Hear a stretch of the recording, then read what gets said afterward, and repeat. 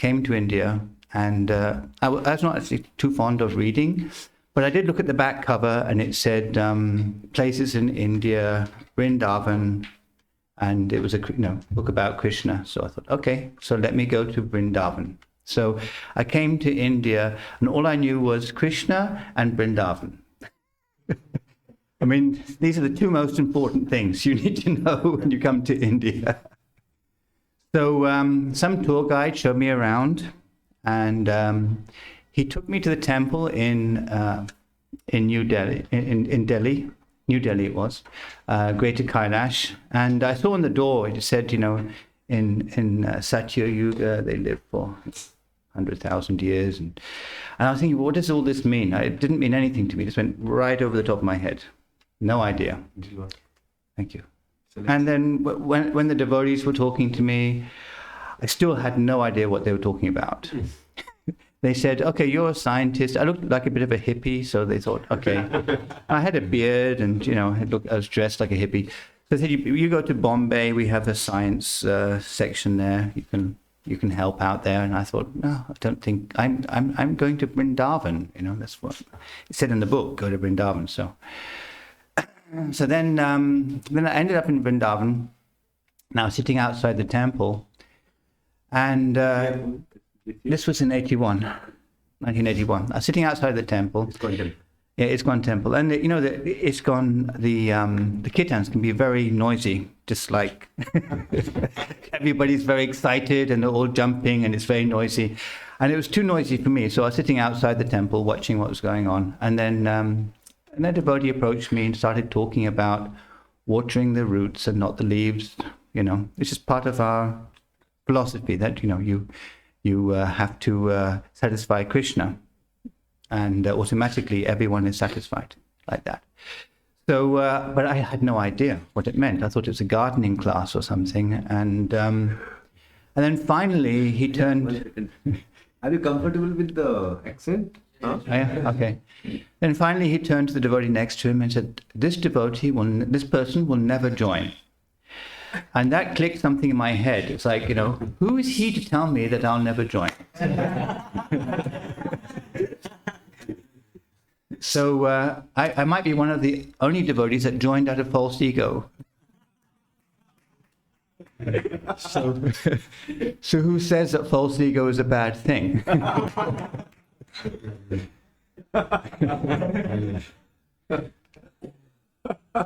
Now, coming from a science background, it's quite difficult for me. Probably some of you also experience the same problem. It's like, the philosophy, it says one thing, and yet the science is telling you something else. So some of you may have developed a little switch inside your head, like when you're with Hare Krishna, switch off the science, and then when you're in the science class, switch off the Hare Krishna, so... And that may work, but it's a little dangerous because you may end up with a split personality, like a Dr. Jekyll and Mr. Hyde, It's like so.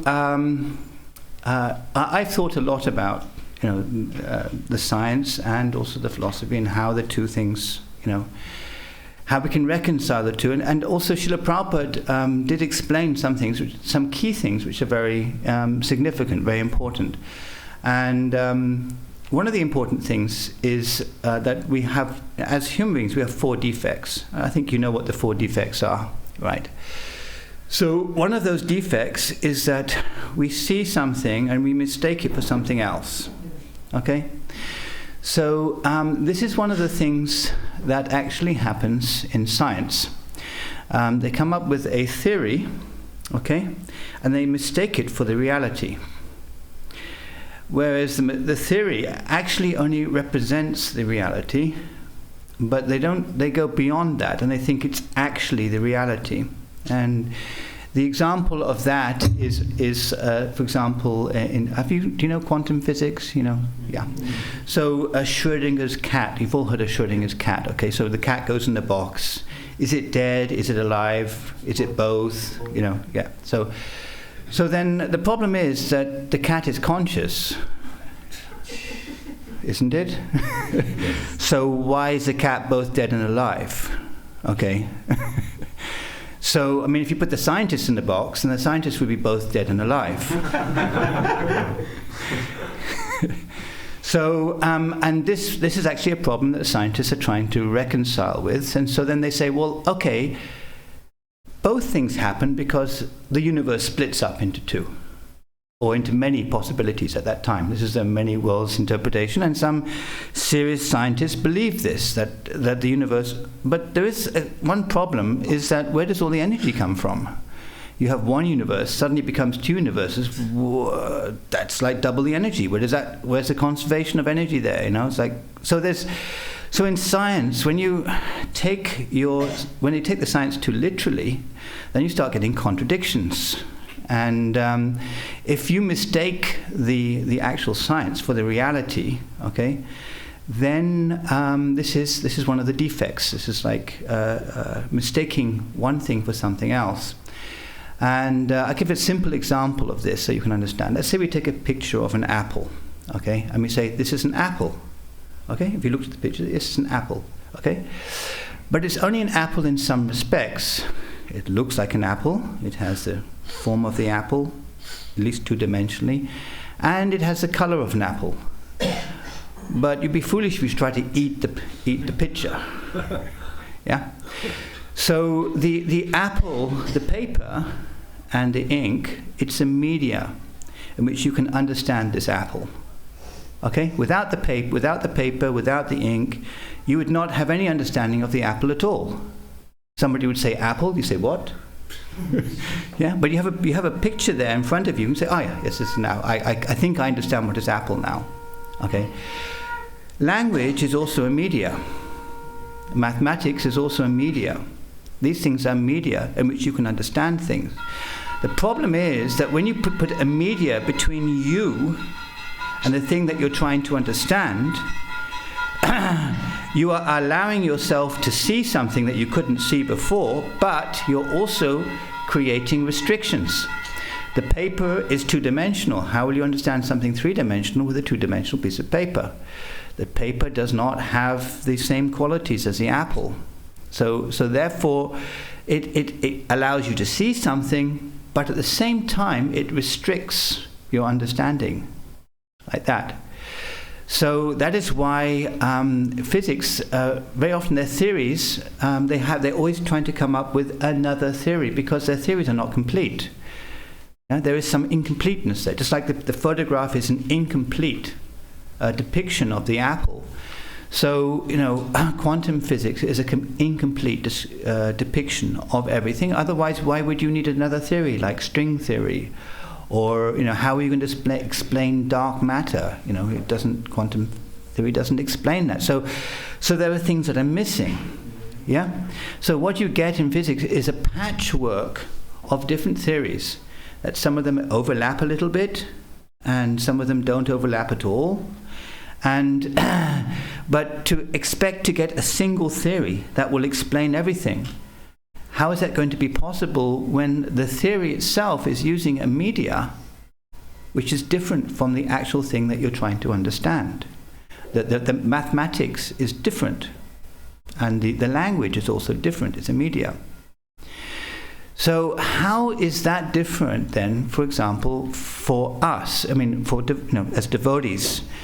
If you pick up the Srimad Bhagavatam and you're reading it, is that also not a media? It's a book and there's writing there, okay? And surely how can that be perfect? You know, because after all, it's a media. There is something in the way. Well, there is a big difference in this. The Srimad Bhagavatam, the Bhagavad-Gita, these are actually non-different from Krishna. So you're trying to understand Krishna through a media that is non-different from Krishna. So it's no longer a media, it is Krishna. So therefore, by reading the Srimad Bhagavatam and the Bhagavad-Gita, you can understand Krishna completely. You see that? Whereas with science, you have something in the way. You have the mathematics in the way. And with science, like, okay, we have our maximum IQ is like 200, okay? So according to that, we have a certain limitation. Imagine if somebody comes along with an IQ of, say, 1,000. The mathematics would be quite different. All this AI technology that's being developed now, eventually this AI technology can maybe develop, ideas in physics and mathematics. Because already, if anybody here follows chess, already the AI is way above. It's like 3,600 now rating. I think Magnus Carlsen is about 2,800. What is this? Chess. In chess, the AI, the chess AI can play it. Yeah, AI means artificial intelligence. Yeah. Intelligence quotient is this. Yeah. The maximum of human is 28. No, I think the highest record is around about 200. I mean, It's 200 and the machine is 36. No. I don't know. I don't know if they've measured the IQ of the AI, but but imagine if you had an intelligence much more than that. And in the scriptures, there are living entities that have an intelligence much greater than human beings. They're called demigods. Yeah. And of all the demigods, the most intelligent living being is Lord Brahma. He is the firstborn. He's the most intelligent person. And even he cannot understand the material world. So imagine what intelligence quotient he has. It won't be 1,000. Is it 10,000? Maybe 100,000? Maybe it's 1 billion. His intelligence is way above our intelligence. Okay? And he can't understand. So compared to Lord Brahma, we're like tiny little ants. If an ant was walking across the room right now, trying to understand what is going on, it's looking for, maybe somebody has a packet of biscuits in their pocket or something. It's looking for the biscuit crumbs. Okay? It has no idea what's going on. Okay? So how can we possibly understand the universe through our limited tools that we have and our limited senses also? Because we can't actually see everything as it is. If you look at the sun, you see a little disk in the sky. Okay? So then we have to use logic and inference to understand, okay, the sun is this big and it is this far away. And we use logic and inference. The problem with logic and inference is that sometimes, you can end up with something that is very strange. In quantum physics, you have something that's both a particle and a wave. It's like, so then you get these contradictions because you don't have the complete picture. If you have the complete picture, then all the contradictions are resolved. But you don't have the complete picture like that. So logic, if you would go to America, okay, and you visit somebody in their house, okay, and you come up to their front door, and there's no shoes outside the door. Oh, that means the person's not at home. Because your experience is that everybody leaves their shoes outside the house. Yes? That is your experience. So then when you see there are no shoes outside the house or no shoes outside the room, the person is not there. Okay? So this is the problem. We have, our senses are limited, so therefore we have limited experience. This is the example of Prabhu gives the example of the frog in the well. There's this little frog in the well, and he's trying to understand the ocean. Is it this big? Is it this big? Is it this big? Is it twice as big as the well? Is it 3 times as big as the well? How can he possibly understand? Yeah, it's no way that he can understand. Yeah, so through our experience, we develop a certain logic to explain things. Okay, but that experience is limited because our senses are limited, and even if we send out a telescope that costs $10 billion out into space trying to understand, even they cannot see everything in the universe. because the universe is expanding so fast that some things are moving further away from us than the speed of light. Do you know that? Did you know that? Yeah, because the universe, it's actually, it's like a space. It's made, you have space, so as it expands, as the space expands, then the space is actually expanding, and so the things themselves are not traveling within the space faster than the speed of light, but the space itself expanding, so the things actually appear to be traveling faster than the speed of light. So that means once they travel faster than the speed of light, you can't actually get any information from that. So the scientists, actually, there's a barrier that you cannot get any information beyond that barrier. Who knows what's behind the barrier? Maybe it's a cat, playing with a ball of string. Or we know what's behind the barrier because we're devotees. But I mean, from their point of view, what is there? So the senses, even if you take the most amazing piece of technology, billions of dollars, still you will not understand everything, because ultimately our senses are limited. So understanding all of that, then we have to somehow or other reconcile the fact that, okay, some things that they're saying are different than some things that the Bhagavatam is saying. And then you have to say, well, who has your best interest at heart? Okay? The scientists, well, they are to some extent responsible for the mess that we're in right now. I mean, there's a war going on right now. Hopefully it doesn't get out of hand. If it does, they might start using those weapons which destroy a lot of people. Yeah? And those are a result of scientific research. So also, if that doesn't happen, then you have, the fact that because of all this technology, we're using so much energy, and because of that, it's creating so much carbon dioxide in the atmosphere, which raises the temperature. Carbon dioxide creates like a blanket, so the radiation can't escape out, so then the earth heats up, and so then we have this problem with global warming. So the problem is the scientists, they look for a solution for something without understanding the consequences of that solution. For example, there is a technology, have you heard of graphene? Anybody here heard of graphene? Technology, because it seems like a wonderful material, graphene. Imagine that your smartphone was covered in graphene. No more scratches. Way! You can go to the beach. Graphene means no more scratches. Graphene is a very thin layer of carbon, in a lattice structure, and it's extremely hard. So you can't just take a pair of scissors and just cut it up into little sheets, and make something out of it. The sewing machine, the needle would just bend, nothing would get through. So that's graphene, wonderful material. If you put it on your smartphone, now you could go to Puri Beach, drop your phone in the sand, nothing will happen, okay?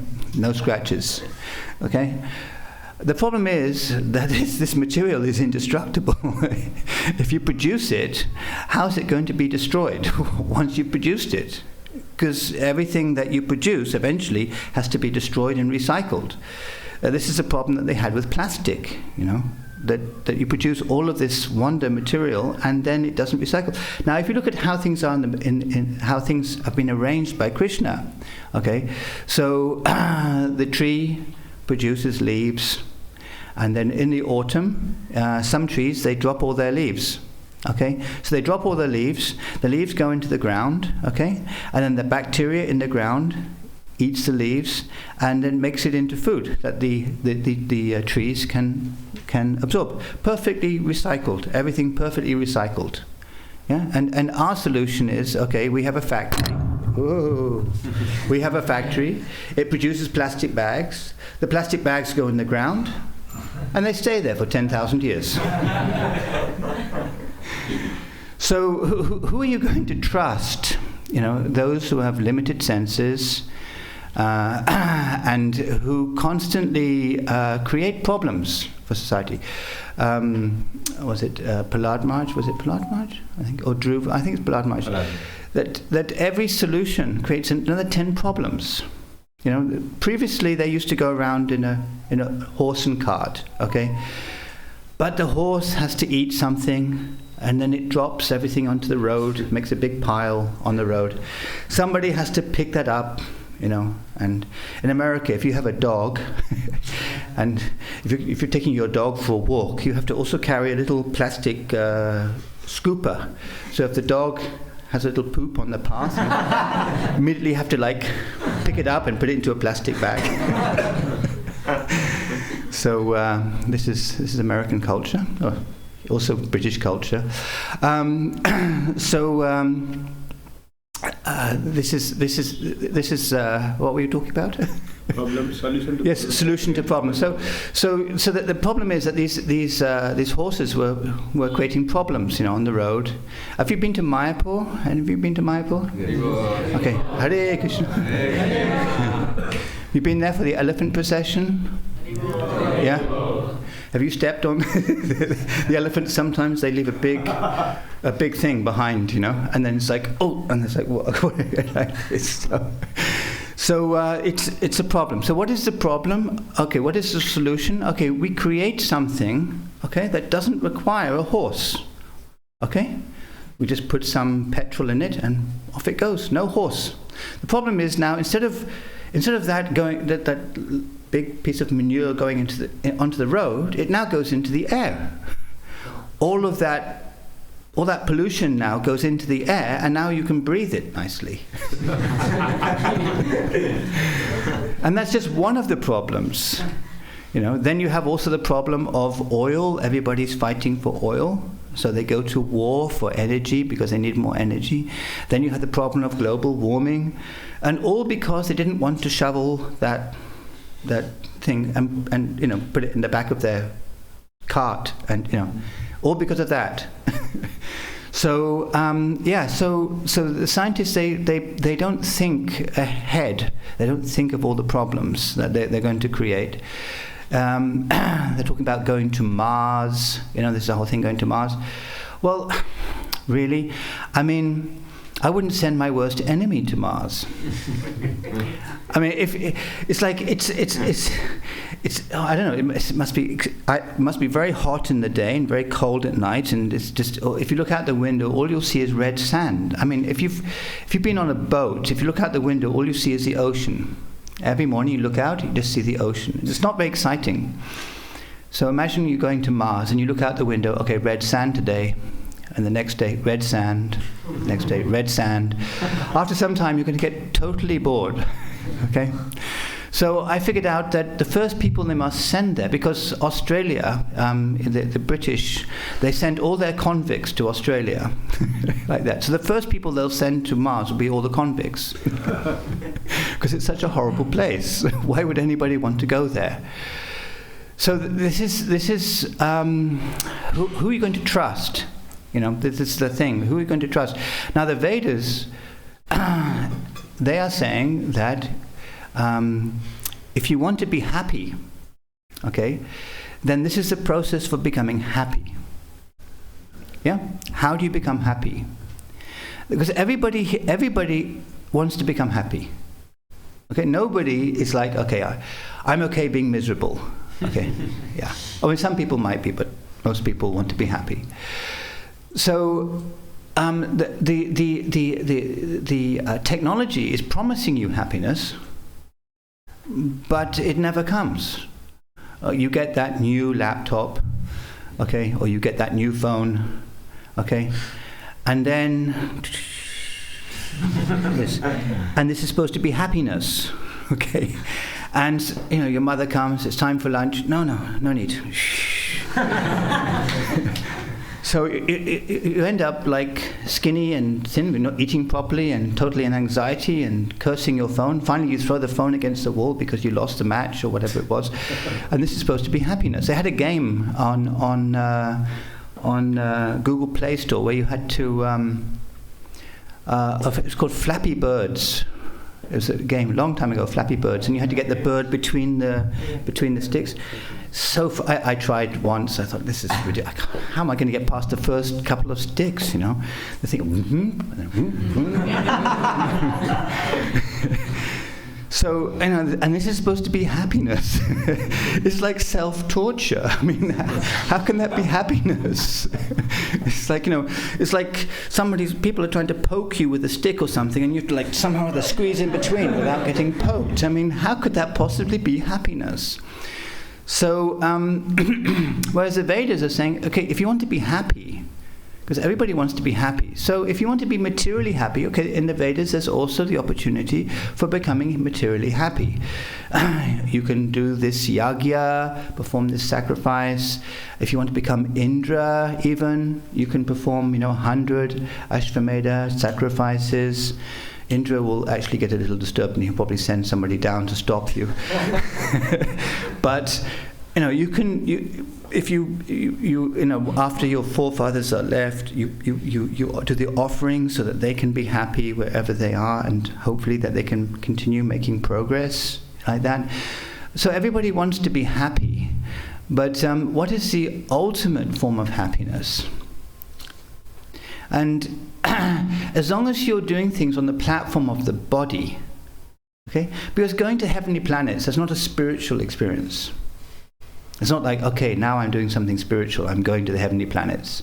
I've become Lord Indra, that's a spiritual thing. It's not. It's part of the material world. It's all part of the material manifestation. So, in order to become happy, you first of all have to understand that you're not the body. This is the first understanding. And how many of you read Bhagavad-Gita? Okay, there's a few. Okay, a few of you read. Okay, so what are the first couple of chapters about? Arjuna's lamentation. Arjuna's lamentation, yeah. What is Krishna saying? You're not this body. You're not this body. So Krishna is also, this is how he's also preaching. Starting off by, you're not this body. If you can't understand that you're not this body, how will you make any progress beyond that? Because as long as you're thinking you're this body, you can never be happy. Because as spiritual beings, our desires are this much. Okay? We want an ocean of water. Okay? We want to be that much happy. And why is that? Because Krishna is a reservoir of all happiness. And when you're in touch with Krishna, you're in touch with this reservoir of happiness, which is overwhelming. In fact, it's so overwhelming that the devotees that experience this go into ecstasy and they even faint, because it's just so overwhelming. But the happiness in the material world is like a tiny drop of water. So imagine that you're in the desert and you've been there for days and you're thirsty. Oh, so thirsty. And then Apple comes along and says, here, have a drop of water. It's our latest version. This has OS 16. So how are you going to be happy with that? Because we're spiritual by nature. Yeah, we're not unlimited like Krishna, but our desire for happiness is much more than what we get in this material world. One time, Lord Indra, he was cursed, and he had to take birth as a pig in a pig family. Do you know that story? Yeah. And then when they came to pick him up and said, okay, now you can go back now, okay? And he was saying, no, I'm happy. I have my family here, and it's so wonderful here. So this is the problem with material ignorance, is that unless you have another perspective, on what is happiness, then you think that your little meager happiness that you have, that tiny little drop of happiness with iOS 16, that tiny little drop of happiness is, finally, they did it. They removed the notch. Finally, What is that? It's nothing. So it starts off with, you're not this body. And Arjuna was extremely powerful Kshatriya. So, and, he was put in a very awkward situation. And before the battle, it was let's go, we'll fight, all ready to go and fight, There was no objection then. But when he stood in front of the battle, and just imagine that you're Arjuna, you're standing in front of the battle, okay? And there are your classmates on the other side. And there's your teacher who has instructed you so nicely and has always encouraged you. And some relatives are there. Your grandfather who always took care of you. Yeah? All these people are there, and you've got to fight them. It's easy to fight if you don't see who you're fighting, isn't it? If you're just flying in a plane over Japan and all you have to do is drop a button, press a button, and then, boom, 100,000 people die.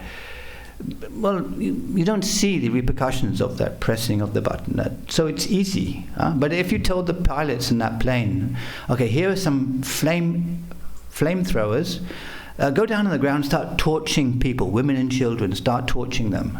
That's a totally different matter, isn't it? Then you see the suffering and the horror and everything. You can't do it.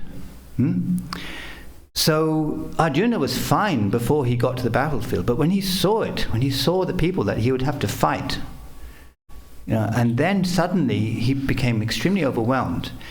And for Arjuna to drop his bow, that's like dropping it's nothing like, but just imagine that the Olympic runner is coming in for the Olympic Games and he trips over and he drops the fire. That would be frontline news for the next week, But, Arjuna drops his bow. How is that even possible? He was such an exalted Kshatriya. And then Krishna calls him Kaunteya and Bharat. Skin of Bharat, son of Bharat. Bharat is very exalted Kshatriya. How could somebody from your lineage, Queen Kaunti was the aunt of Krishna. So Krishna is saying, you're related to me. You have such high birth. Why are you lamenting? So that lamentation was a result of ignorance. And what was that ignorance? It was, I'm this body. Of course, Arjuna was an exalted devotee. He was not actually thinking he's his body. He was put into some yogamaya so that we could appreciate, that Krishna could speak the Bhagavad-Gita. Arjuna is not an ordinary person like you or I. But this lamentation, it comes from ignorance. And the ignorance, the root of the ignorance is like, I am this body. Like that.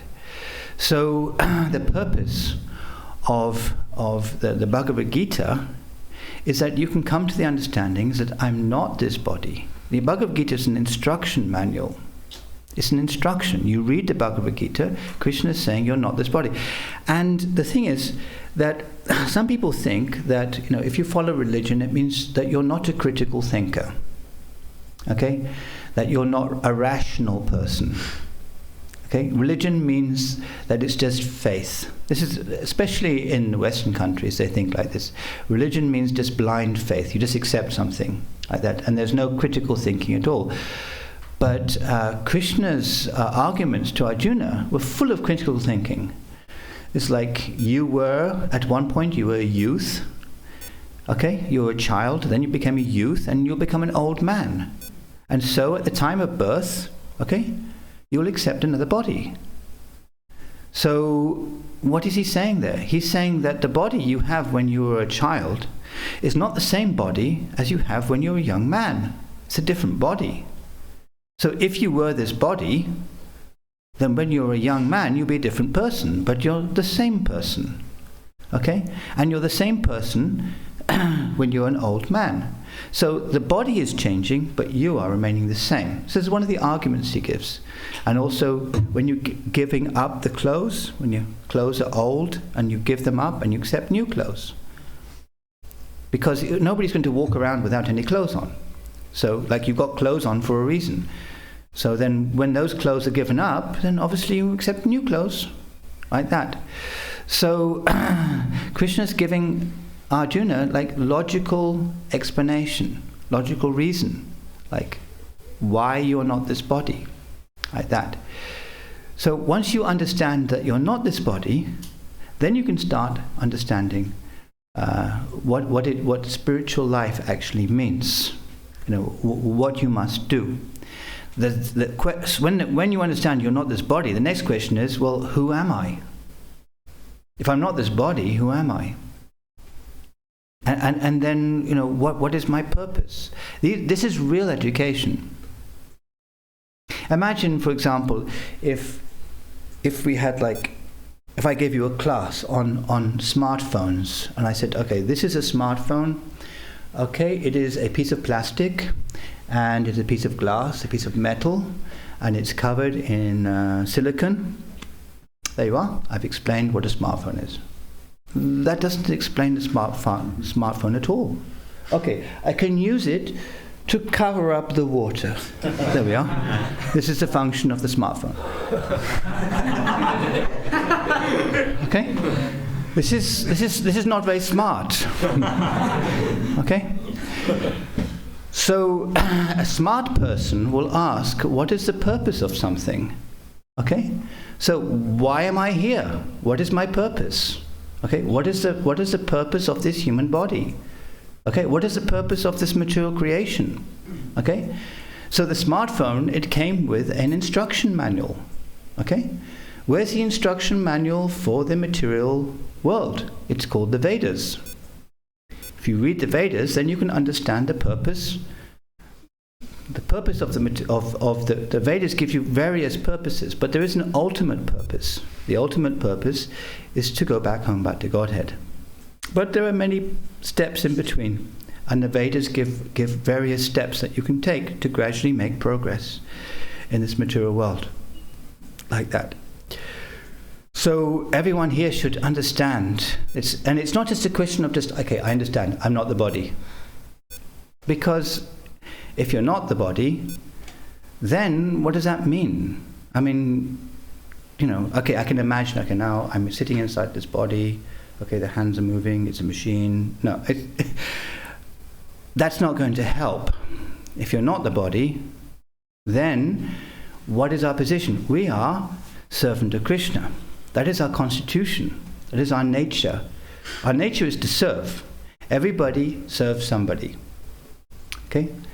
The bus driver is serving the people in the bus, and the politicians are serving the people and serving themselves. Mostly serving themselves, but sometimes serving the people.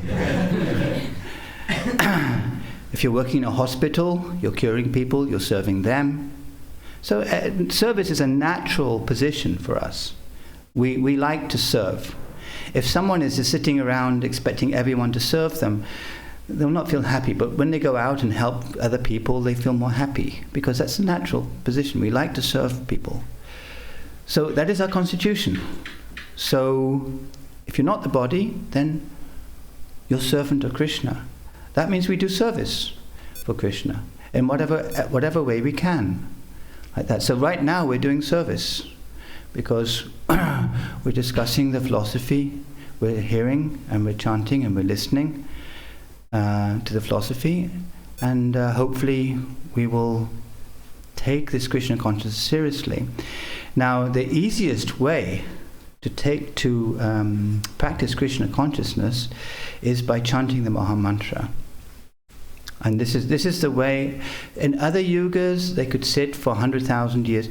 What is it? There was one Muni that was sitting under the water for 100,000 years. Yes, that's right. Sitting under the water 100,000 years. Can we do that? Can you even sit under the water for 30 seconds? I've held my breath for 4 minutes, but then that was like too much. But 100,000 years under the water, we can't do that kind of thing. And even he, because he made some small offense or big offense to Garuda, so then he had to. His mind was agitated. He saw some fish they were having intercourse, and then he decided that he wanted to get married, to go and find some woman.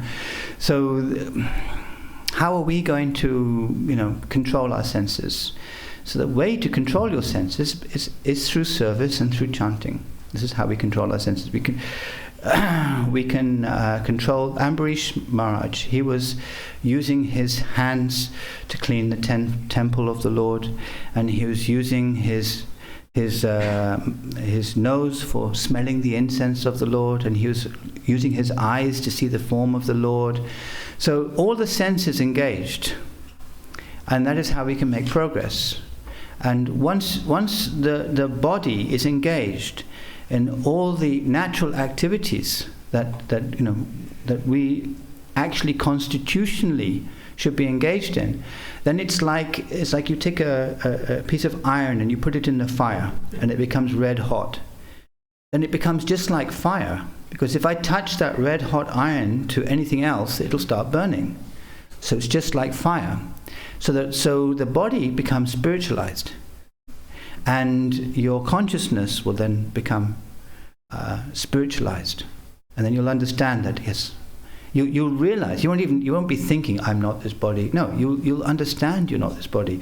You'll act that you're not this body, and you'll see everything in relation to Krishna.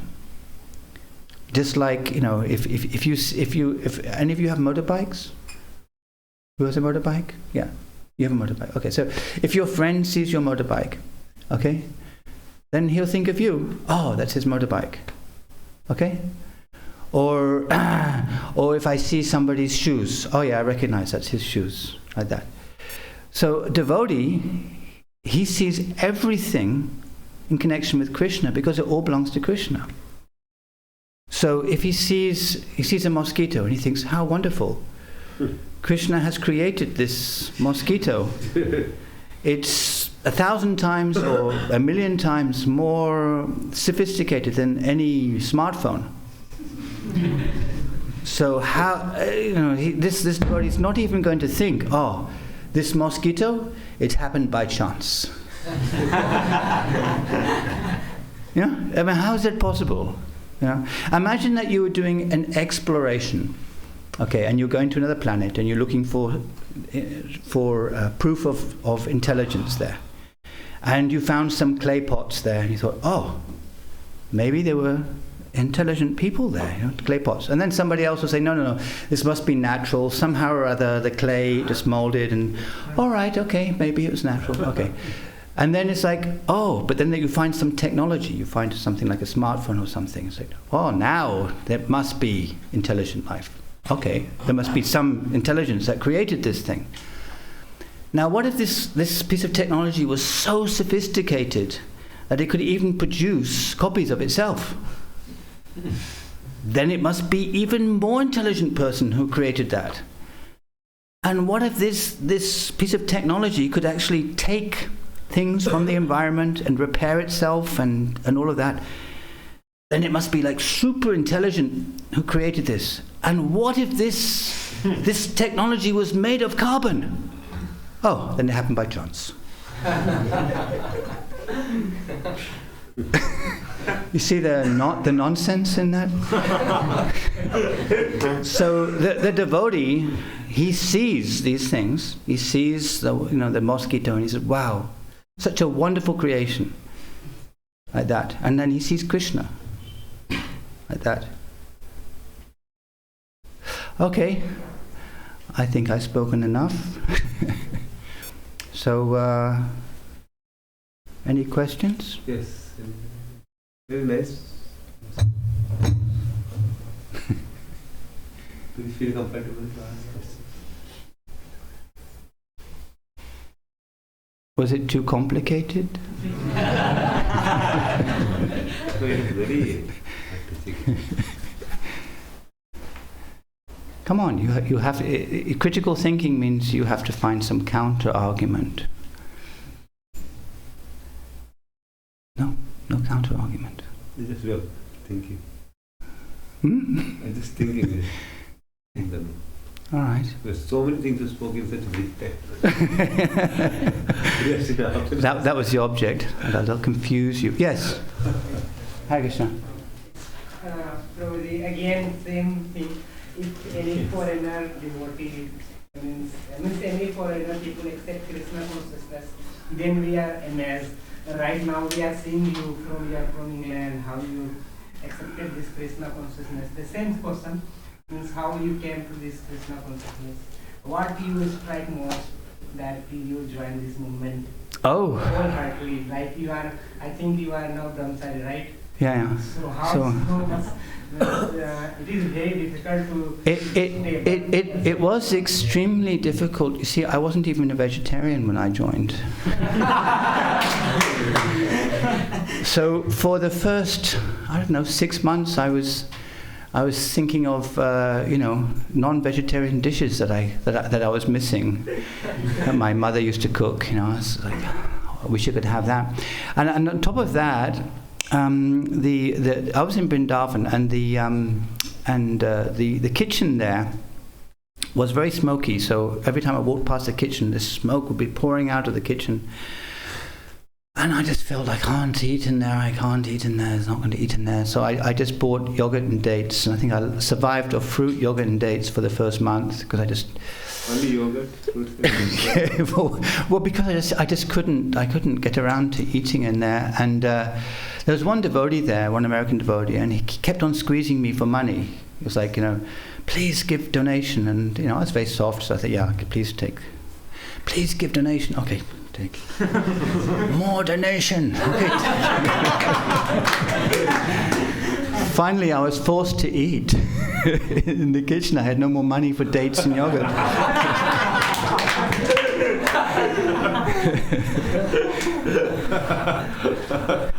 And the most strange thing about this whole story was that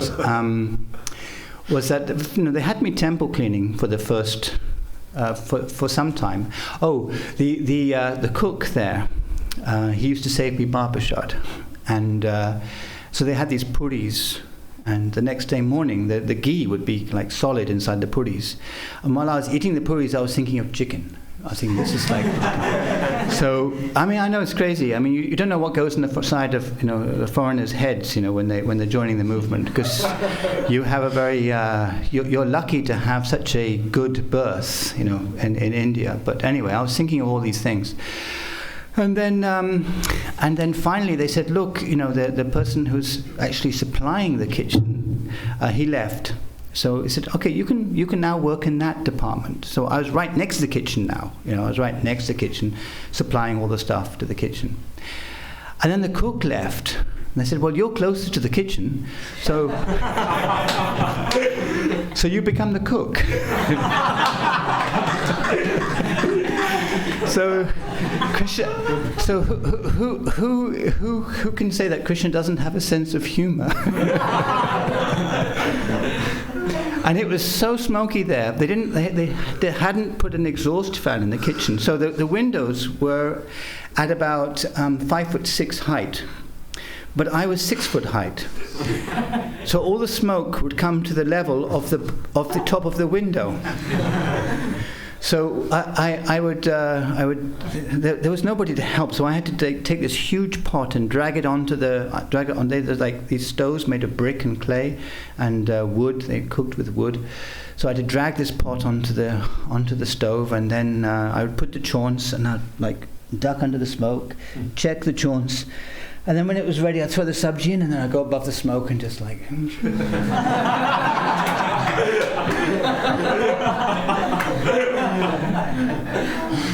I think the kitchen was designed for smaller people. And the funny thing is, Krishna's sense of humor doesn't stop there, because after 6 months of that, one time I was trying to take a big pot of dal off the stove, and it splashed onto my leg. So I got burnt a little bit. It wasn't anything serious. But then I think also there was some politics involved there, because the in charge of the Gurukul, his comment about my cooking was that it was very sattvic. you know, like fruits and uncooked vegetables. So I think they wanted to find somebody else. Anyway, they took me out of the kitchen, and lo and behold, I was now working under the protection of the devotee that had said I would not join. The devotee that was saying, you know, talking about the watering the roots and not the leaves, and he was a French devotee. He said he will not join. He will not join like this, and so now I was working under him. So I mean, I don't know. Krishna has a very, very good sense of humor. Rightly working.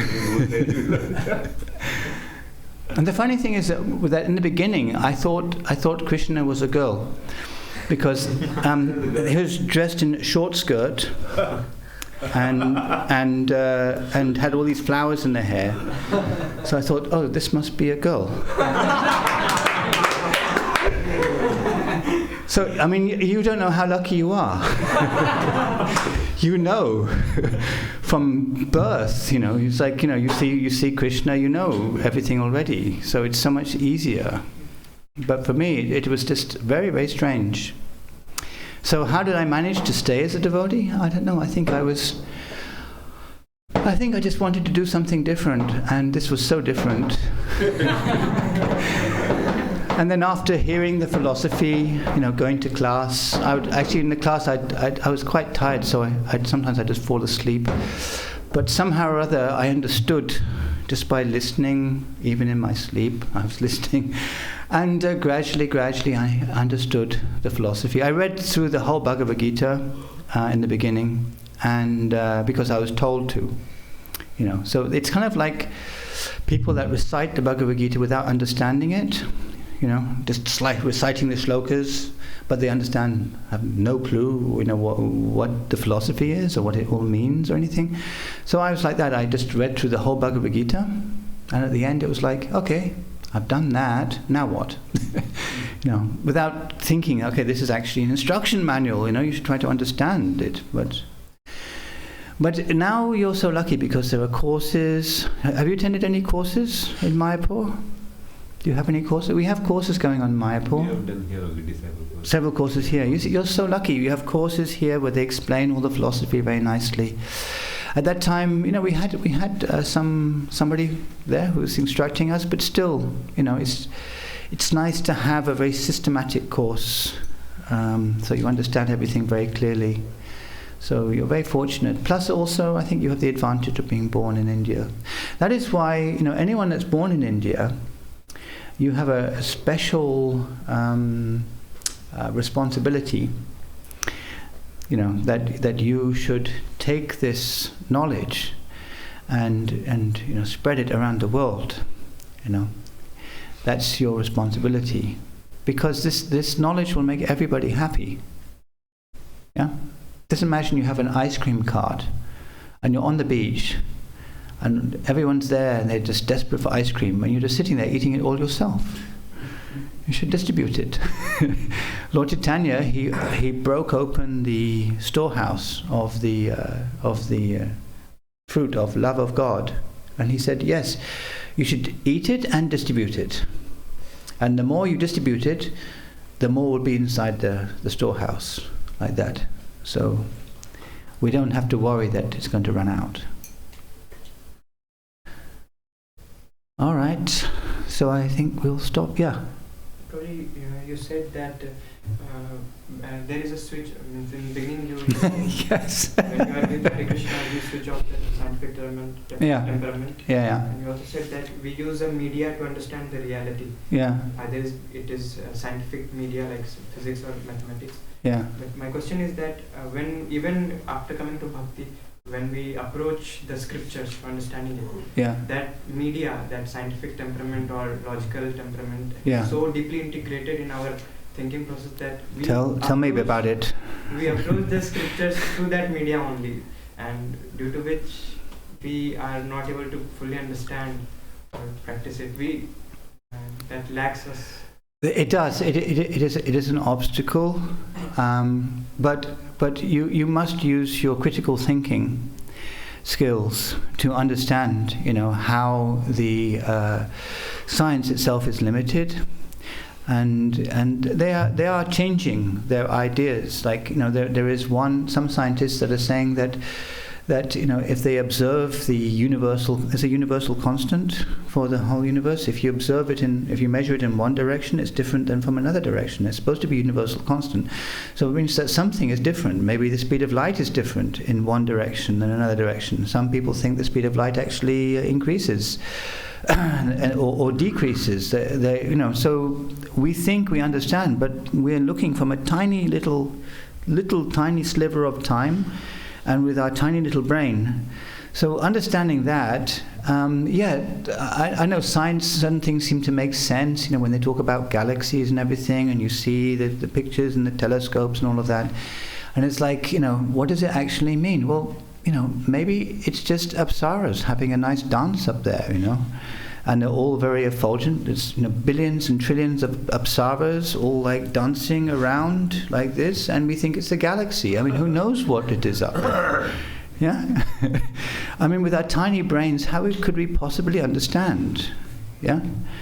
So, sure, I mean, if you want to be happy, the bottom line is, if you want to be happy, then you have to look for the source of happiness.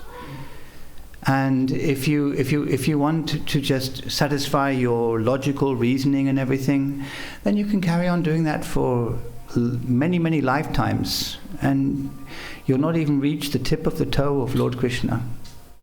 All these jnanis, they like mentally speculate for lifetimes after lifetime after lifetime. They can never reach even the tip of the toe of Krishna, and that means they cannot even begin to understand the material universe.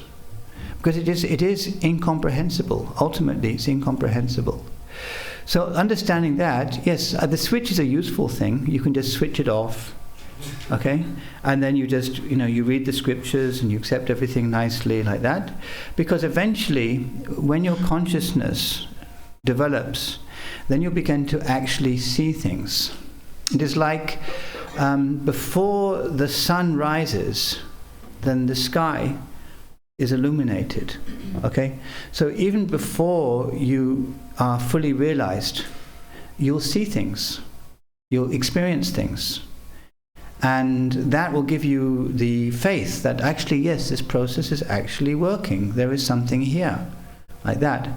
So you have to have that amount of faith, and also by associating with those devotees that have, that are very advanced. And you can see by their activities and by their nature that they're experiencing something that we are not. So you associate with them, and then gradually your consciousness will come to the level where you'll actually experience it. You have to have that much faith. But it means that you have to be very careful also, because Maya is going to test you all the time. Because only those who are very sincere, will be able to make it. But don't worry.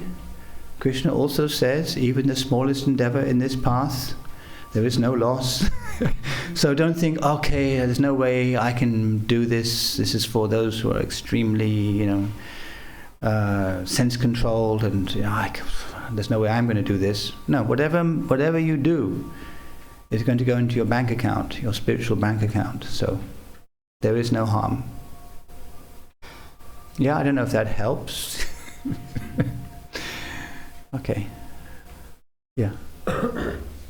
Many times as students, there's a worry about career. I think that right now youth is there, we can either develop our Krishna consciousness, or sometimes question comes that if I focus more on Krishna consciousness, then I may lose my career. Okay. Sometimes this worry is there. So of course, it is a concern. I mean, you have to be intelligent. You might think, okay, I will join the temple, and the temple will take care of me, and everything will be fine. But then, at some point, you may say, I want to get married. And the temple's like, well, then you have to you have to maybe open a shop or something, take care of yourself, and you're thinking, well, I wish I had continued studying, or I wish I'd maybe if I was an engineer, I could have done something, and still continued my Krishna consciousness. So you have to be smart. If you're thinking that, no, I'll never get married, I have no interest in getting married, let me just remain unmarried, then yes, join the temple for sure, because and also there is no, okay, if you take a break, you join the temple for some time, you do some service, there is no loss. At some point you can say, okay, now I think I should just carry on with my engineering thing, and then maybe I can do something for the temple. Like I design buildings for the temple, so I've never had to worry about who will maintain me or anything like that.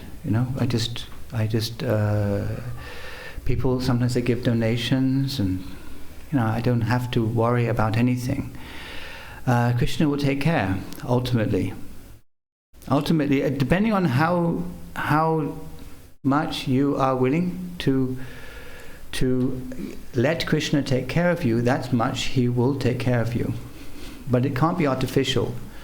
You can't be stupid about it and just like, okay, Krishna will take care. And then when Krishna doesn't take care,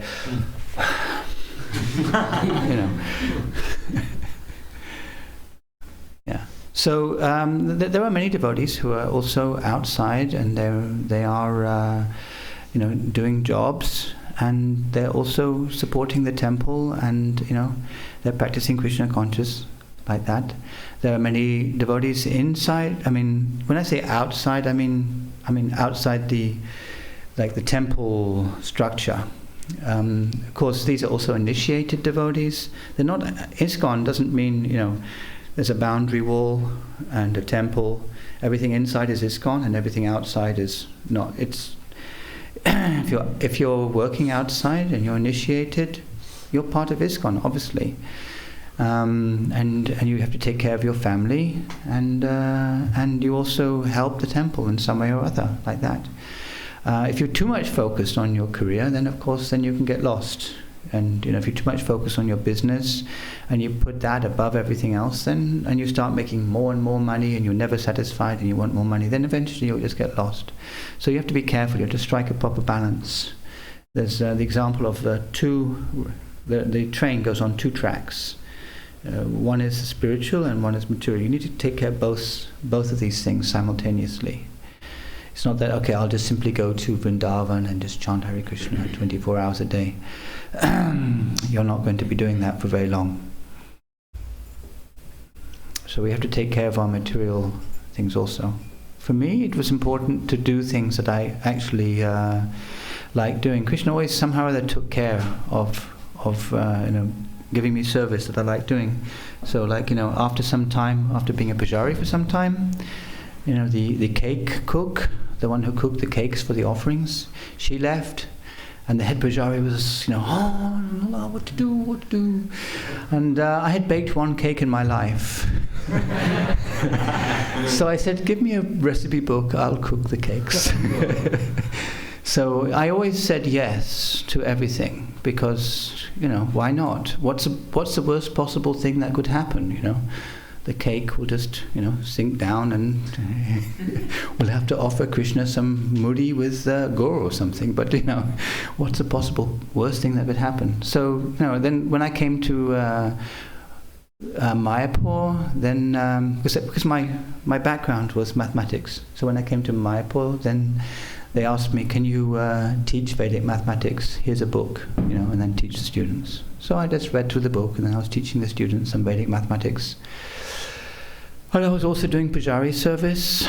I was a little bit artistic as well. I had both, science and mathematics are both there. So I also teach art. But I teach it from the point of view of science. I teach it scientifically. I talk about gravity and energy and stuff like that when I'm teaching art. So, So sometimes it's handy to have a bit of both. So Krishna's always taken care of me. I teach the dressing course in Mayapur, like that. And then,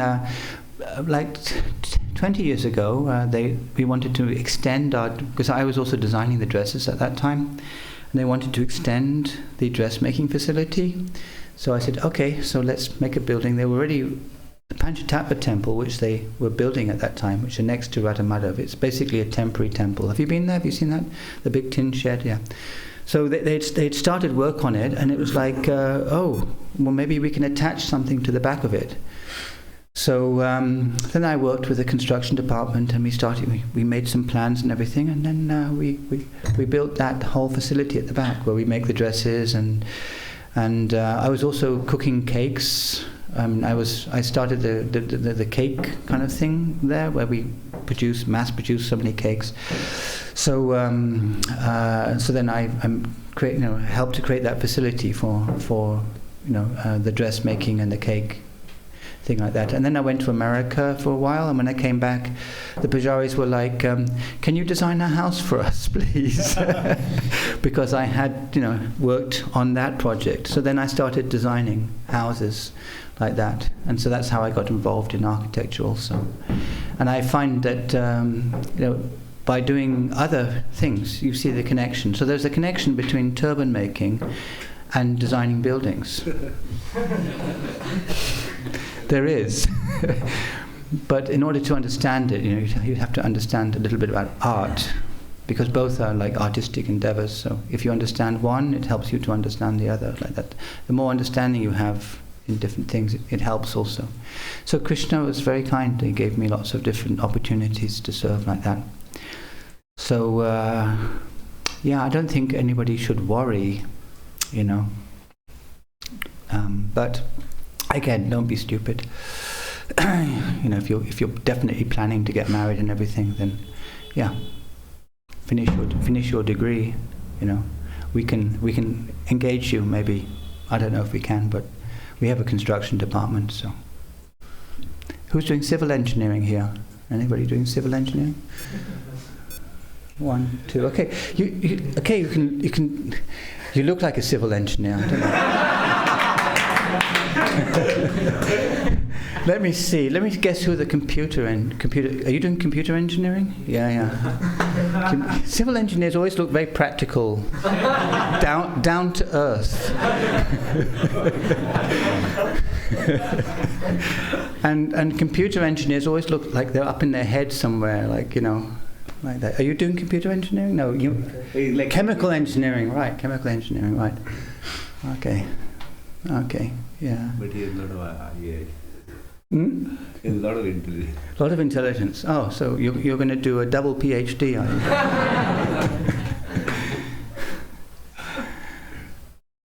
you? Okay, all right. So it's really nice having this opportunity. Thank you very much. Any questions? You've been a very attentive students. Are you like this in the class, in your engineering classes, or do you fall asleep? just put the record button on your phone in the engineering class. So the phone records everything. And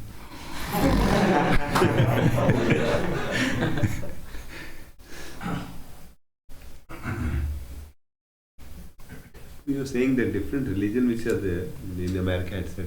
Yeah. People, when they accept religion, they accept that you don't have critical thinking. Because of that, I heard the scriptures of the other faith, like Bible, etc. I've heard from people that they are so elementary sometimes that they cannot answer many of the questions. No, they can't. I think sometimes of the contradictions, like in with Christianity, it's like children are innocent. So innocent people go to heaven, okay? Innocent people go to heaven. And children are innocent, so we should send them all to heaven.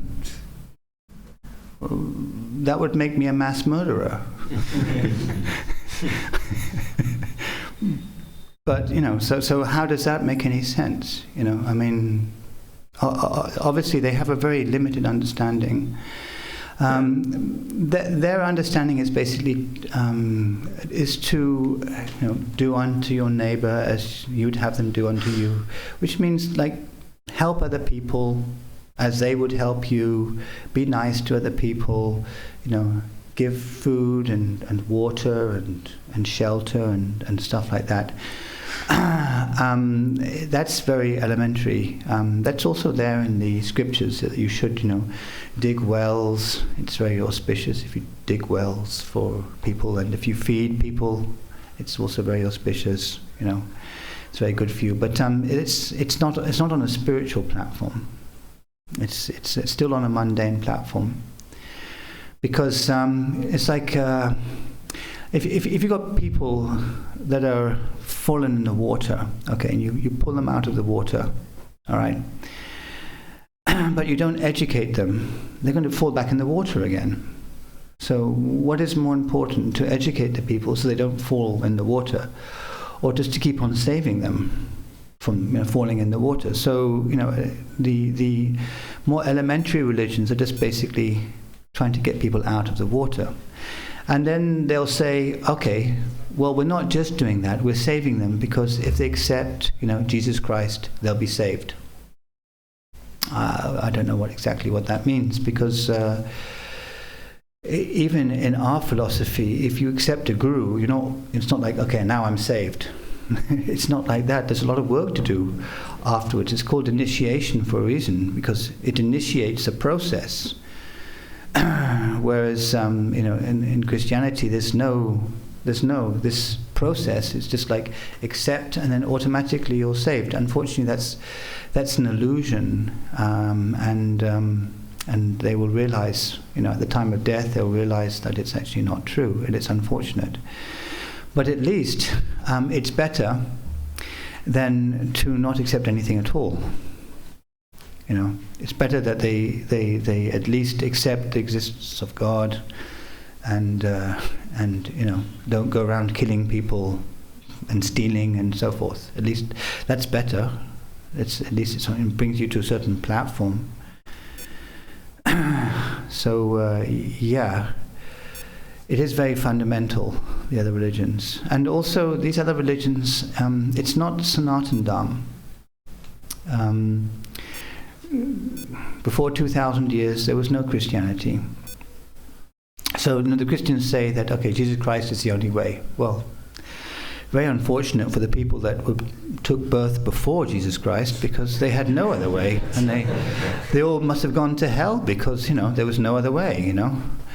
And for the people that will take birth, after 10,000 years, when there is no Jesus Christ, or however long, Christianity will, then they're also going to hell. So this must be a very sadistic God that only sends somebody for 30 years for the next, maybe 2,000 or 3,000 years, and that's it. That's it. The rest of you. How after 10,000 years you will not be there? Well, I'm just saying that these religions are temporary. So Christianity is temporary. I mean, gradually there'll be less and less Christians on the planet, and then eventually there'll be the last Christian, and then the books will get lost, and then there'll be no people's Christian. What's that? And they'll learn about it in history, and then finally it'll all get lost. As everything gets lost in time, everything just disappears in time. You'll be forgotten in time. Everybody will be forgotten in time. It all happens like that. So these are temporary religions. But this Vaishnava religion, this is not temporary. And you might wonder, well, can't it also get forgotten? Iskcon, the temples will eventually maybe get buried in sand, and and so on. It's all forgotten. But Krishna says that whenever there is a rise in irreligion and decline in religion, at that time I will come. He either comes himself or he comes as his representative, and he re-establishes religion. So like that. So it's not forgotten. The true religion is not forgotten. It continues. Krishna will revive it whenever necessary, like that. So if you come back in 1,000,000 years, still you'll see devotees tilak, even after 1,000,000 years. After 10 million years, after 1 billion years, if you come back, tilak, shika, Yeah? Because it's Krishna will always re-establish this process because it's a process which it's natural to us. This process that we're following, worshipping the Lord in the temple and so on. In the Vaikuntha planets, they are worshipping Lord Vishnu. So it's there in the heavenly planets. They're there in the Vaikuntha planets. That goes on eternally. It's not like that's temporary. That's eternal. So our process is eternal. It's adjusted according to time and place. So now the focus is on chanting the holy name, because we are so stupid, even if we're engineers, even if we're chemical engineers.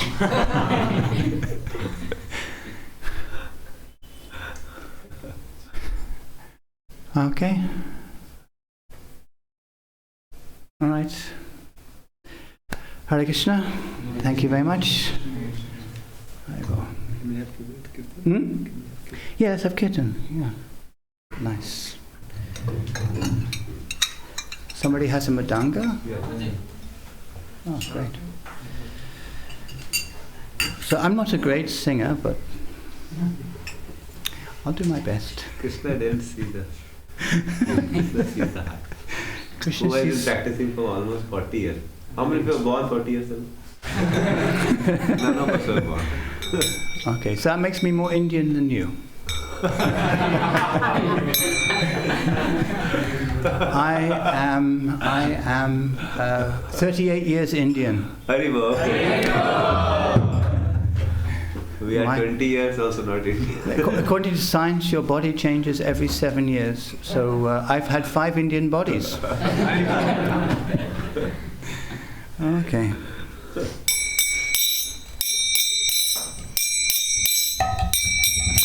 Jaya Sri Krishna Chaitanya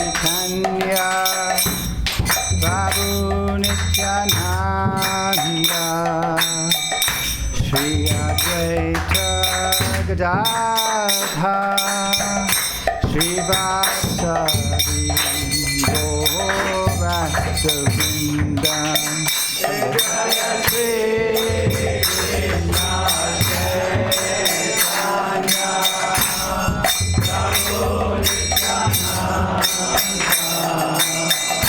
Shri Advaita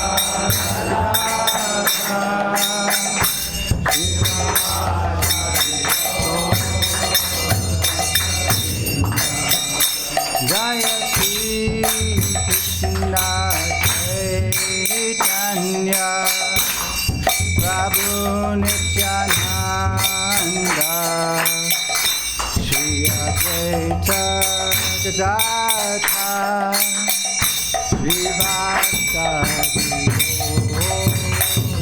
Gaurasavrinda Shri Krishna Chaitanya Prabhu Nityananda Shri Advaita Gadadha Shri Vasari Gaurasavrinda Hare Krishna Krishna Krishna Hare Hare Hare Rama Rama Rama Hare Hare Hare Krishna Krishna Krishna Hare Hare Hare Rama Rama Rama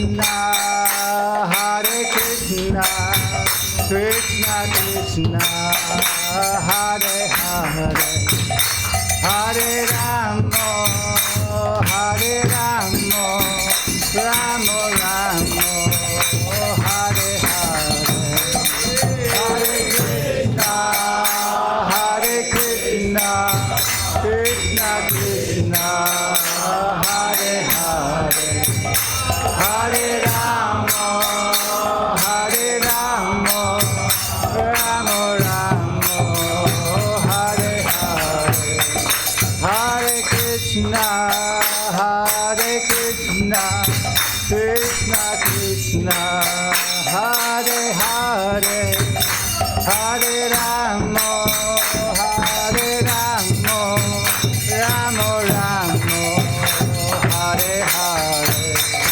Hare Krishna, Hare Krishna, Krishna Krishna, Hare Hare, Hare Rama, Hare Rama, Rama Rama, Hare Hare, Hare Krishna, Hare Krishna, Krishna Krishna, Hare Hare, Hare Rama, Hare Rama, Rama Rama, Hare Hare, Hare Krishna, Hare Krishna, Krishna Krishna, Hare Hare, Hare Rama, Hare Rama, Rama Rama, Hare Hare, Hare Krishna, Hare Krishna, Krishna Krishna, Hare Hare, Hare Rama, Hare Rama, Rama Rama, Hare Hare, Hare Krishna, Hare Krishna, Krishna Krishna, Hare Hare, Hare Rama, Hare Rama, Rama Rama, Hare Hare, Hare Krishna, Hare Krishna, Krishna Krishna, Hare Hare, Hare Rama, Hare Rama, Rama Rama, Hare Hare, Hare Krishna, Hare Krishna, Krishna Krishna, Hare Hare, Hare Rama, Hare Rama, Rama Rama, Hare Hare, Jaya Prabhupada, Jaya Prabhupada, Prabhupada, Jaya Prabhupada,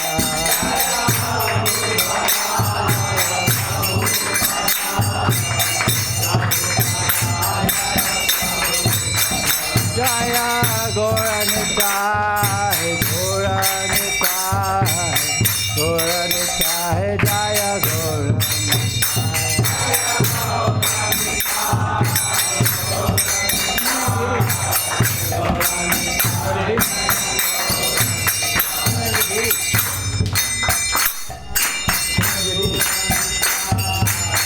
What kind of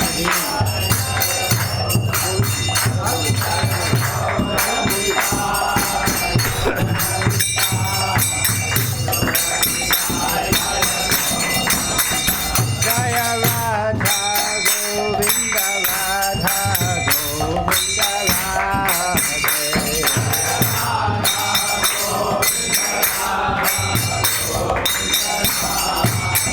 Jaya Radha Govinda Radha Govinda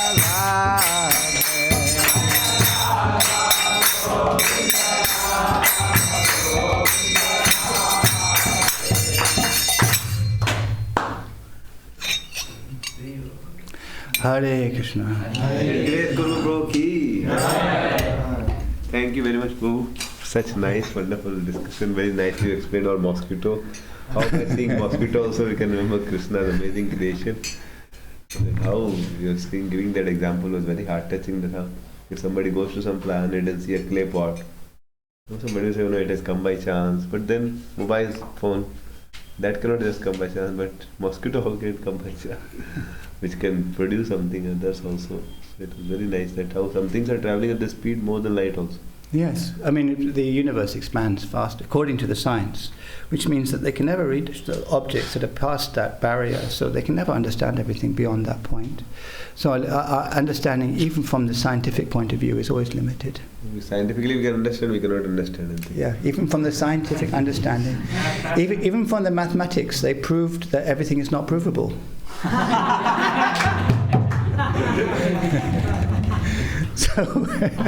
So scientists have proven that everything is not provable, and the mathematicians have proven that everything is not provable. So devotees have proved everything. Just accept Krishna then.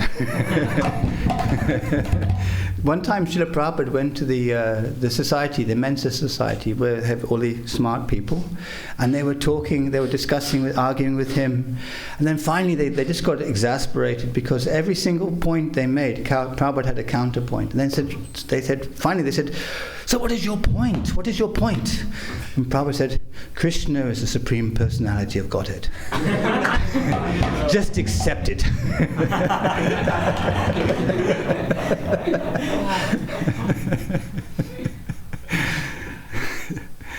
So that has to be your conclusion when you're discussing with people that are educated in the science. Eventually they have to come to the conclusion that Krishna is the Supreme Personality of Godhead. Very heart-touching was your sense of humor of Krishna. You were saying about sense of humor of Krishna, that was very heart-touching. That person who said you will never join, he had to work with you on it. And false ego who said is bad. Because of false ego you came. It is very heart-touching. And especially that Krishna is a girl we never thought of. We saw the skirt and flower girl. Yeah, so when you're giving a class to foreigners, the first thing you must explain that Krishna is not a girl.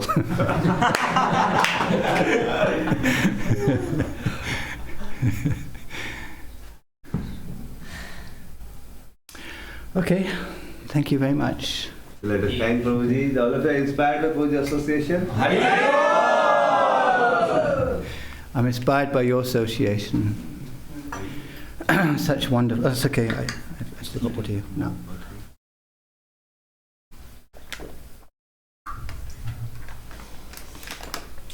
All right, that's good. All right.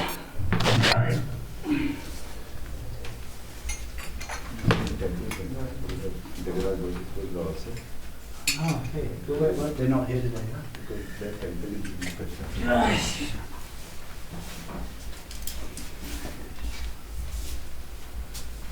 Another detail there.